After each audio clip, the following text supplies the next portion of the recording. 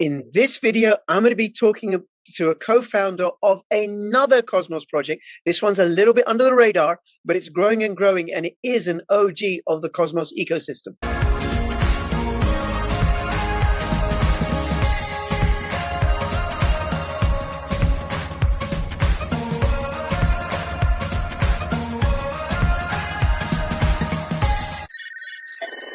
The world's most advanced cold wallet for the new generation of cryptocurrency lovers. Descent. Take the first step towards online privacy. Get NordVPN.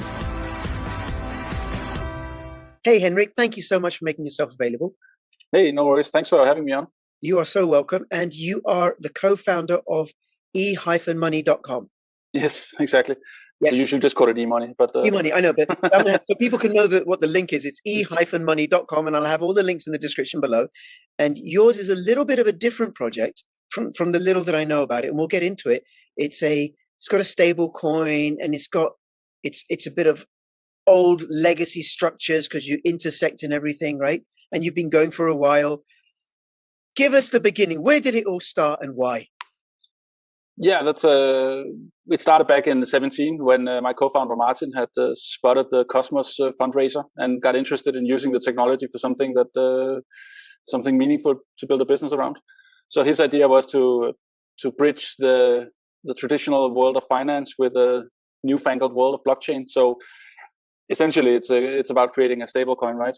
So in 2018 we went full time on the project and have been working ever since on establishing connections and banks, agreements with auditors, talking to authorities about how to do this in a compliant and transparent and trustworthy way. So that's been what we've been working on. So we launched our mainnet in March of 2020, but what we consider sort of the real launch in a way was when we were able to enable IBC and connect to other zones in the Cosmos ecosystem. Notably, Osmosis has been very, very good to connect to. It's been an incredible launch, in my opinion, and has driven a lot of the issuance we see now.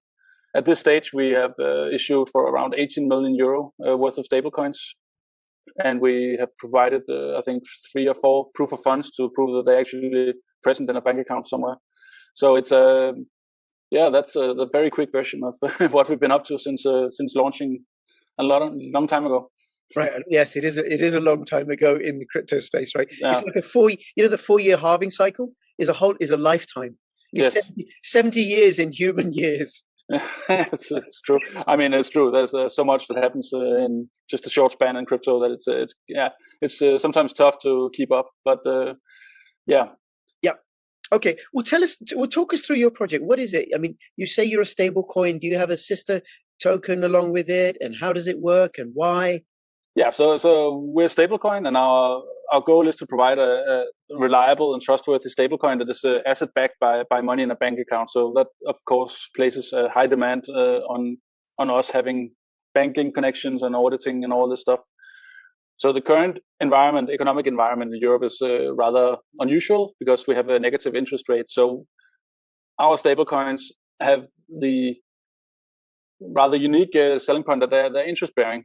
So which means that the interest can be passed on to the end user.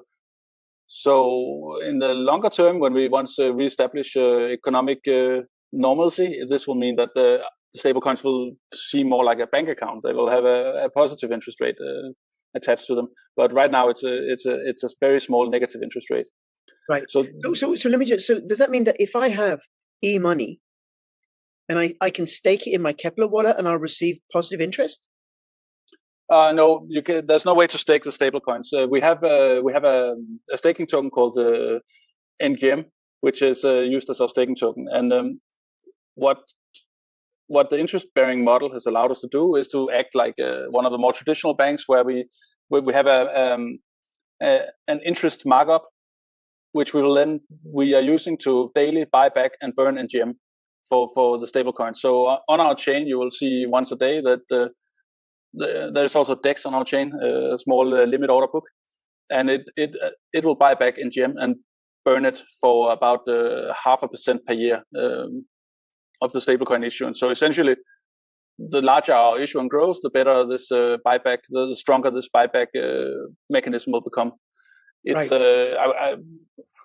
I think it's a pretty strong value feedback loop, so to say, to bring the success of the project, the size of the issuance directly into contact with the value of the staking token. Okay. So you have emoney, which is one emoney is equal to €1. Yeah, I mean we have 5 different currencies right now. So we have emoney euro, we have emoney Swiss francs, and then the Nordic currencies, Danish, Swedish, and Norwegian kroner. It's by far the euro that is gaining the most attention, for which makes sense. It's one of the biggest currencies. So that's the one we're focusing on right now. So we call it the emoney euro, our stablecoin that is backed by euro. Okay, and then the NGM, that's the staking token that gets burnt slowly every day, a little bit every day, a little bit every day. So it can be staked. For there's an inflation on it. I believe it's 10% per year. But as an opposite force, there is the buyback mechanism that buys back and burns in gems at some value that is established. So the larger the issuance grows, the more effective this buyback and burn mechanism will become. Okay, all right, very good. And then there is a particular issue with having a euro stablecoin, which is actually, there's a particular issue, I think, having any stablecoin given the amount of money printing that's going on, right? But, I mean, there's so many challenges in this space that. Yes, but you have a negative interest rate or a zero interest rate environment. Mm-hmm. How does that affect the stablecoin? And isn't that crazy upside down world money? I mean, what we've done is we have replaced a traditional stablecoin is pegged 1-to-1 with the underlying currency, possibly. I mean, so you could argue some of them might not be, but that's what they trade for. Yeah. We have replaced that 1-to-1 peg with what we call a dynamic peg, which is very slow moving. So we constantly publish, our exchange rate oracle publishes the exchange rate between one euro token and €1. So that allows us to implement an interest rate mechanism on the tokens. So what this means is that this exchange rate is used going into euro tokens and out of euro tokens. So there's no margin on that exchange. It's only being used to say what is the value of this in euro. And a very important detail is that this is obviously a very slow moving peg. So if it's 0.99 today, then in 1 year it will probably be 0.98 or 7 or something. So you could say it's not something where you suddenly wake up one morning and it has a halved in value. It's a dynamic peg, which is something we should we need to learn how to communicate about. It's a little bit funny sometimes in crypto. People can accept the craziest models of stuff building on top of itself and all this stuff. But if you say to someone, this stablecoin is not 1-to-1, then they freak out. It's like the 10 commandments being broken, apparently. So that's interesting. Yes. Now you said earlier it's backed by euros, and then I imagine the e-money Scandinavian ones are backed by those currencies. And how do I know for sure? Because there are other stable coins that apparently are also backed. We publish periodic proof of funds. We've been lucky enough to enter into an agreement with Ernst & Young, who will who go through the accounts and the company books and ensures that the money is either in a bank account somewhere or in government bonds. So for safekeeping. Okay, and then how do you get the money to buy those bonds and to buy those euros? Well, we do OTC deals for large enough orders, but other than that, we are market making on particularly Osmosis. So if you buy euro there, you probably get the market price for Atom or Osmo or any of the other currencies that pairs in. Okay, and how is your project funded? How did it get going? Where did the funding come from? Well, we started out self-funding for 2 years, I believe the first 2 years, and then we had a fundraiser around 2020 where we got some. We had a private sale for the gem token, and that's basically how we make a living. We had a token sale, and now we have the NGM token listed on 3 or 4 exchanges, and that's providing enough to make this sustainable so far. Okay, all right. And then, what is the point of all this? What's wrong with the other stable coins that you wanted to go and create this one? Well, I mean, we found it interesting to create a European alternative to the US dollar stablecoins. I mean, what we would like to see ourselves as is the European USDC, essentially, which we find is they seem to be putting a lot of effort into being compliant and also having the money backing the tokens. All this stuff is important to us. So there are many ways to create stablecoins as we see them. There's algorithmic, there's asset backed, and there's some that maybe don't provide the proof of funds they should, and all kinds of stuff. So we figured we would create a trustworthy alternative that, I mean, in the long run, we also see a future where blockchain is not just for degens and get rich quick people. So where maybe companies want to settle, where it can be used for remittance, where, I mean, anything you use the traditional bank account system for today. And we want to sort of prepare the way for that to happen, like for people to have a trustworthy option once we enter that era. Like I'm hoping one day we'll be in the supermarket paying with blockchain technology and not really thinking about it. It's just an app that happens to reconcile on a blockchain somewhere. Right. Okay. All right. So I can see how a stablecoin is useful for traders. Large traders. Bitcoin or Atom reaches an all-time high, so you want to duck out and get into a stablecoin, and you can do it with emoney into a European currency. And in particular the euro, because that has a lot more liquidity than the others. Yeah. So I can see the value of that. But you talked about commercial organizations, like large financial institutions using e-money.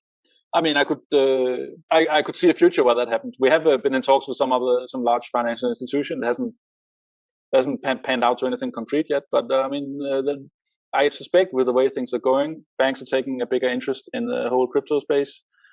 I mean, things are slowly moving in the right direction, and if people could stop scamming for 5 minutes, it might actually sort of enter the mainstream at some point. So I've got some bad news for you. Well, yeah. It's because sometimes I hear, you may have heard this as well, right? This conversation in the crypto space that, we're building an alternative world and we're going to be better and different and stuff. And then there's a scam, and then people are like, oh my God, no, we're supposed to be better and different. And I work as a child protection social worker, as I told you, right? No, human beings are just going to human wherever they are. They're just going to do all the things that human beings do. And the cryptocurrency space has no has no monopoly on virtue than any other arena of human existence. I'm sorry to say. I could probably get behind that analysis, unfortunately. Yeah, but I mean, I'm still hoping that there'll not be a scam that's big enough to break the eventual move into the mainstream, where for example, large corporations can use trustworthy stablecoins as a way to pay. Like that's what we hope for. But obviously, a lot of stuff can happen and do happen all the time in this space. So I'm not holding my breath. Yep. Okay. Now, how is the stablecoin affected by fluctuations in the value of the euro? Because I know the euro has been sliding quite a bit for the last few weeks. I mean, the stablecoins are backed by euro, so you could say like whatever fluctuation in value against other currencies is what happens, right? I mean, then the euro is worth less or more than against the dollar. That's just a traditional exchange rate. Okay, all right. So I mean, yeah, we make quite. It's very important for us to back the stable coins by the actual currency that is labeled by. So, for example, I mean, we're not using the reserve to buy, I don't know, Tesla stock or speculating in them, which might make them more interesting in the short term. But it also carries a risk, obviously, of suddenly having a too small reserve. Yes, and just on that, I did hear of a much larger stablecoin that had actually bought bonds or invested in Evergrande in some way, and could have been negatively impacted by that. Now, I don't know if it's actually accurate or not, or if it's just a rumor or whatever. But given how this much larger stablecoin, given its reputation, it wouldn't surprise me. I think I saw those rumors as well. Yeah, I mean, we have this theory that it has some value to be able to prove that you're fully backed to stablecoins. But I mean, it's true. Like we sometimes see news that maybe it doesn't matter as much as you would have hoped. Yes. Okay. Now tell us about NGM. Is there anything else about it that you want to let us know, that you want to cover?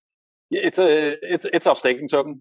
So as I tried to explain earlier is we have this functionality where it gets bought back and burned by our interest rate mechanism. So I find that pretty interesting. It's an interesting feedback value loop. I think it's one of the more convincing ones I've seen in crypto, if I have to say so myself. Yes. It's purchasable on Osmosis and KuCoin and Ascendex, so that would be good places to get it. Right. Okay. And then so you get capital growth and you get staking rewards. Yeah. And because people can purchase on Osmosis and KuCoin, because this is one of the questions I have, there's no requirement to do KYC, even though you're all, fully regulatory compliant. No, not on those. I mean, if you buy on KuCoin is handling the KYC, and Osmosis is a DEX, so far they don't have that kind of requirements. So it's I mean, you could say the regulatory landscape around these things doesn't always make sense, but that's the world we live in. And on a DEX, there's no way you have crypto to crypto. It's not so far. There's no KYC. Okay, and then what have you got in the roadmap? What's coming ahead? Yeah, we're looking into having credit card integration, so people could buy NGM and Euro stablecoins directly from our website using credit card. That's pretty big on the wish list and has been on the roadmap for a while. But it's obviously it's expensive and troublesome to create, but it also looks like it's panning out. So that will be very interesting. We hope to. Sorry, Henrik. Excuse me. So that means like being able to buy emoney or NGM from the website using a credit card or a debit card. You're not talking about creating your own credit card or debit card. No, exactly like you laid it out. It's about buying the tokens. No, we don't have plans to issue any credit cards at the moment. I mean, you could say that some of the institutions that do issue credit cards backed by crypto could conceivably take our stablecoins and add them to the pool of assets that could be used. That would be an awesome addition to the ecosystem, I think. Okay. All right. So anyway, so what else have you got coming up in the roadmap? Yeah, we will hope to launch on more exchanges, essentially, like we're on Osmosis and SwiftChain at the moment. We're looking into Juno Swap. We have a bridge to Avalanche, so we would also like to provide liquidity on one of their dexes, like Pangolin or Trader Joe's. So we're investigating all of that. Okay, and there's also and there's increasing number of dexes in the Cosmos ecosystem. So there's Emeris and Marble are going to have their own dex, and Evmos are going to have several dexes. Comdex, there's a whole explosion. There's like one coming out every week right now, I would say. Which is super interesting. You could say it might not be sustainable for all of them to be in the market, but let's see what happens. I mean, for us right now, it's also a matter of using the liquidity we do have available wisely, because we don't have infinite liquidity to provide pairs on all of these exchanges. So it would be we need to sort of use our powder wisely. So that's also what we're investigating. For example, we're investigating teaming up with market makers that might want to buy our stablecoins and create pairs on their favorite exchanges, things like that. Right. Okay. All right. And then also people can also farm NGM on Osmosis Dex. Exactly. Yes, they can. Yes, we have had incentivized pairs on Osmosis, and we're considering doing that again. That was a pretty decent experience. So we might be doing incentivizing our pools again at some point. Okay. And then do you have any plans to, I don't know, integrate Cosm Wasm, and because I know other Cosmos assets are doing that. Go ahead, Chihuahua Coin is going to add smart contracts, so you're going to have a smart dog. Oh, really? Okay, that's smarter than Doge and smarter than Shiba Inu. Something to look forward to. It was on our roadmap a long time ago because we wanted to have our own AMM built into the chain. Now we have a limit order book instead. It was on the roadmap, but then we saw like how many projects were planning to do AMMs and things like that around the ecosystem, and we thought, okay, let's stick to what we're good at, which is handling all this bank and regulatory stuff that we've been doing, and then like leverage the ecosystem, which has to trade the tokens on, which has been working out pretty decently. So no, we will not be integrating Cosmos probably. We don't see the functionality that will provide us seems to become available at a very rapid pace elsewhere in the ecosystem. So that's what we are aiming for, and then we will stick to creating these trustworthy stable coins. Okay, and then do you have other stable coins on your roadmap? In particular the British pound. I mean, we are looking into the British pound, and also US dollar would be very interesting. I mean, there's a lot of stuff happening regulatory wise on both sides of the Atlantic right now. Yes. So we would probably want to have that settle down a bit before we engage in, for example, US dollar. But that would be interesting. Also, following the regulatory landscape in England after Brexit could also be very interesting to see. Right. Okay. Anything else you got coming up on the roadmap you want to let people know about?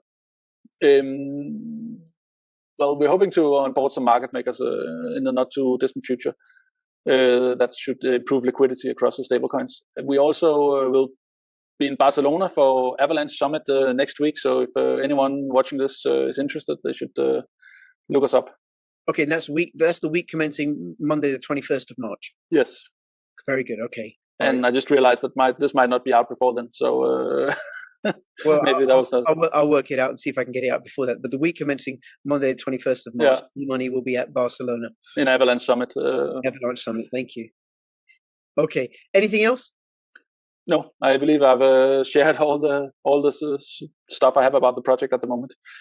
Very good. Okay, well, thank you so much, Henrik. I'm going to have all the links in the description below. If people want to go and get involved, join the Telegram group, you in Telegram and Discord, or? So far it's on the Telegram, but we're getting a lot of people saying we should be on Discord as well. So we should probably do that someday. Right, and I'll have a link to the website and people go check it out and follow them on Twitter. And if you have any comments or questions, put them in the description below. And also, please, if you're watching this on YouTube, come over to Odyssey because I'm being shadow banned on both my YouTube channels now. So it's bit.ly/CryptoRichOdyssey. Also follow me on Twitter, join my official Telegram announcements channel. I also have a weekly catch-up podcast, and I'll link to that in the description below. And Henrik, thank you so much. And for everybody who's watching, thank you. And between now and when I see you next, please keep filling your pockets with crypto profits. This is Crypto Rich and Crypto Henrik signing out. All the best. Bye-bye. Okay, Henrik, thank you. Thank you. I just thought of something that I want to ask you. And if you agree, I can work it in the previous interview, right? So I'll ask you the question and you can go into it. It's like, so what is it about your stablecoin? Okay, it's European, but what is it about your stablecoin and the way that it's designed that makes it so special compared to the other stablecoins that are out there? Well, it's a stablecoin where we put a lot of effort into being compliant and publishing information about it, its backing, so that it's fully backed, things like that. So what we strive for is to be very reliable and trustworthy, essentially. So it's I believe some other stablecoins are doing the same, but there's also some that don't seem to have that focus, at least. Right. Okay. And I think you do have the advantage of being incredibly fast and incredibly cheap to transact with. Thank you to the IBC protocol. That as well. Yeah, there are so many. Yeah, the IBC is really something we have been looking forward to for quite a while, and now that we see it sort of unfolding and powering the whole ecosystem, it's really interesting. It's quite something to watch. Great. I mean, the other thing that makes our stablecoins different is also the interest rate property of it. Makes it viable in pretty much any interest rate environment. You could imagine, for example, if you are in a high inflationary area, which, for example, no, the whole world pretty soon. For example, maybe the whole world. Let's imagine that one day you have a 15% interest rate because someone is printing too much money. In that case, you don't want to hold stablecoins because you'll be saying, oh, whoever is holding my stablecoin is actually taking those 15% interest rate. Why shouldn't I get that? So our model, which allows us to pass the interest rate forward to the end user, would solve that problem. It would provide an interest rate to the end user. So on that level, his balance would seem more like a bank account than cash. You could say that right now, where we have an interest rate that is between 1 to 5%, people don't think about this stuff. But when the interest rate is low as 1%, then the people doing asset-backed stablecoins, for example USDC, may have trouble making money on issuing the stablecoin and keeping things sustainable. While if we go above, for example, 5% in interest rate, people will start asking the questions, why should I let USDC have the money they make on my money? have the interest money they make. Okay. So you could say our model scales well in any kind of interest rate environment, which I find like a fascinating aspect. So let me see that I get this right. So let's say, I think Turkey, I don't know what it is, whether it's 15% or 30%, but it's really high in Turkey. So let's say I'm in an environment where it's 20%, the inflation. So I've got 100 e-money tokens in my wallet, but inflation is going up at 20%, which means that the spending power of my 100 e-money is going down. Yeah. But my e-money earns interest. So what am I going to be getting more e-money tokens? You could say if you took that money and put it in a bank, you would get hopefully something that resembled those 20%, right? Something close to it. So instead of holding cash, you would probably be encouraged to put your money in a bank account to withstand the inflation. This means that just on that. Sorry, Henrik, just on that, just to make it really clear, because I'm not financially trained or technically trained, right? So in a proper, fairly functional fiat currency environment, inflation, let's say, is at 15%, then bank savings accounts might be at 17%. Yeah, I mean, usually with high inflation, the central bank will raise interest in order to encourage saving and less spending, all this stuff. So in case of that, with traditional stablecoins that you have one-to-one, then it will be like holding cash essentially, which means that the cash will lie there onto your mattress and it will lose value slowly. While if you put it in a bank account, you would counter the inflation somewhat by getting an interest rate. With our stablecoins, where we pass the interest rate on to the end user, they would receive that interest rate that we got on the account where we keep the reserve. Okay, so let's say with the example that I used, I got 100 e-money, and on January the 1st, and the inflation rate is 115%. So then at December 31st, 115. I might mess up here, right? So help me. Yeah. But my e-money would only get me 85% of what it got me before, 15% less, right? So how would I get the extra interest? Do you give me more e-money? No, that's where the dynamic peg that I mentioned previously. It's what we can do when we get rid of the one-to-one stablecoin peg. It's where we replace that with the oracle that constantly says this is how much one euro token is worth right now in euro. That allows us to create an interest rate mechanism. Okay. And so like one aspect of the model we've created is that it could work well for high inflationary currencies, which is interesting. Like we don't have any immediate plans to issue a Turkish lira, for example, as euro as a stablecoin, but I mean the model could work for this. Yes. I went to a meeting with one of the central banks that is furthest ahead with CBDC right now is actually our neighbors in Sweden. And one of the designers was in a meeting, and he said that the one thing he was very sad that hadn't made it into that design was having some kind of interest rate mechanism. So it's I believe that being able to have an interest on a stablecoin is a very interesting property of it. Yes. It makes a stablecoin seem less like cash and more like a bank account, essentially. Right, which in a world where everybody's printing money like crazy. Yeah, we could conceivably, in many of the places where we consider to be solid economic societies, end up having a very high interest rate and inflation. So to counter that, I mean, traditional stablecoins might not be the place to be. Probably people will start asking, why should the stablecoin issuer take all that interest money? Why shouldn't I get it? Okay, and in a negative interest environment in Europe since 2014, it might be that 3% interest is a high interest rate. That would be incredible. Yeah, if you could get that guaranteed. I mean, usually when you see a high interest rate, there's some kind of it's a risk premium, right? I remember talking to a guy once who asked us, why didn't we just buy bonds in, I think, one of the Kazakhstan maybe, because they had government bonds there, currently had 10, 12% interest rate. I'm trying to explain to him, I mean, that was a risk premium. There's a chance that these bonds might not get repaid fully. Yeah. So, and now, what would happen if there were a currency collapse? Well, I mean, since the tokens follow the euro value, then in case of a total euro collapse, then the tokens would have similar value, of course. Right. I mean, then I mean to hedge against stuff like that, I mean people would need to go to more traditional cryptos, right? Like I don't know, Bitcoin or ETH might be a better bet against the complete collapse of the euro. But yeah, I'm not sure, to be honest. I think it's more connected than people want to admit. Right, okay. Now something happened at the end of this video, which is that I've lost the end of this video. But never mind, I will be featuring emoney again. Please do go and check them out. I'll have all the links in the description below. Please do come and follow me on Twitter, CryptoRichYT. Join my official Telegram announcements channel. Thank you to Henrik for making himself available for this interview. And between now and when I see you next, please keep filling your pockets with crypto profits. This is Crypto Rich and Crypto Henrik signing out. And please do subscribe, comment, like, and follow me on Odyssey.